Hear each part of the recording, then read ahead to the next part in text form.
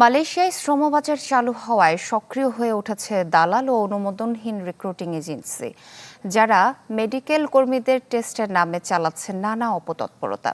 এমন অবস্থায় বিদেশগামীদের সতর্ক থাকার পরামর্শ বিশেষজ্ঞদের। আর মেডিকেল সেন্টার নিয়ে নতুন পরিকল্পনার কথা জানান প্রবাসী কল্যাণ প্রতিমন্ত্রী সম্রাট হোসেনের রিপোর্ট। কর্মী ভিসায় বিদেশ যেতে শারীরিক সুস্থতা সনদ একটি আবশ্যিক নথি। নিবন্ধিত ও অনুমোদিত মেডিকেল সেন্টার বা হাসপাতাল থেকে সংগ্রহ করতে হয় এসব সনদ। অন্যান্য দেশের মতো মালয়েশিয়াতেও কলিং ভিসার যাত্রায় প্রথম ধাপ এই মেডিকেল চেক আপ। কিন্তু বিভিন্ন সময়ে এই প্রক্রিয়া নিয়ে অভিযোগ উঠেছে। অনেকে বেনামি প্রতিষ্ঠান থেকে মেডিকেল সার্টিফিকেট নিয়ে জমা দেন দূতাবাসে।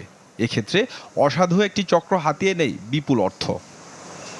বাংলা কিউআর, যেখানে নগদ পেমেন্ট সেখানে।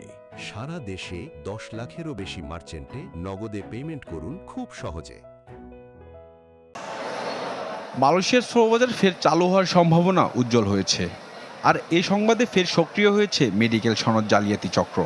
এ ব্যাপারে প্রবাসী কল্যাণ মন্ত্রণালয় সতর্কও করছে বিদেশগামীদের। এ বিষয়ে সরকারের সিদ্ধান্তের দিকে তাকিয়ে জনশক্তি রপ্তানিকারকরা। মেডিকেল সেন্টারগুলো অবশ্যই প্রবাসী কল্যাণ মন্ত্রণালয়ের 100% নিয়ন্ত্রণে থাকতে হবে। সেটা কোনোভাবেই যেন FWCMS এর নিয়ন্ত্রণে না থাকে, কারণ FWCMS পদ্ধতির নিয়ন্ত্রণে থাকার কারণেই তারা অতিরিক্ত সেই মেডিকেলও করতে সুযোগ পেয়েছে এবং আপনার অতিরিক্ত টাকা নেওয়ারও সুযোগ পেয়েছে। অভিবাসন বিশেষজ্ঞরা মনে করছেন, সরকার চাইলে নিজস্ব সক্ষমতায় মেডিকেল সার্টিফিকেট বিষয়ে স্বচ্ছতা আনতে পারে।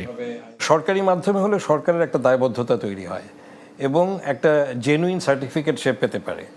ইভেন এরকমও করা উচিত যে বিদেশের জন্য যেহেতু সেটার একটা ইংরেজি অনুবাদের একটা ভার্সন থাকা উচিত এবং একটা সার্টিফাইড ডাক্তারের সেখানে সিগনেচার থাকবে, যাতে করে এটা বাইরে সে নিয়ে গেলে সেটা গ্রহণযোগ্যতাটা বৃদ্ধি পায়। আমরা মালয়েশিয়ার শ্রমবাজার খোলার সময় দেখি যে কর্মী নিয়োগ প্রক্রিয়া, টিকিট, ডায়াগনস্টিক একটা দুষ্টচক্রের সঙ্গে জড়িত। আমি আবারও বলছি, যদি আমরা আসলেই মনে করি দেশের স্বার্থ, আসলেই মনে করি প্রবাসীর স্বার্থ, তাহলে আমি মনে করি এই বিষয়গুলো কোনো দুষ্টচক্রের বদলে উন্মুক্ত থাকা উচিত, সরকারি প্রতিষ্ঠানের মাধ্যমে হওয়া উচিত। প্রবাসী কল্যাণ প্রতিমন্ত্রীর কাছে এ বিষয়ে জানতে চাইলে তিনি বলেন, বিদেশগামীদের নিয়ে সরকারের নতুন পরিকল্পনা আছে।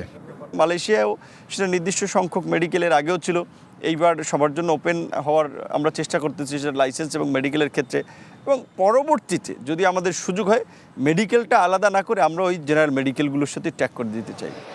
2022 সালে মালয়েশিয়াগামী কর্মীদের জন্য 2 দফায় 44টি মেডিকেল সেন্টারের অনুমোদন দেয় প্রবাসী কল্যাণ মন্ত্রণালয়। সম্রাট হোসেন, চ্যানেল 24, ঢাকা।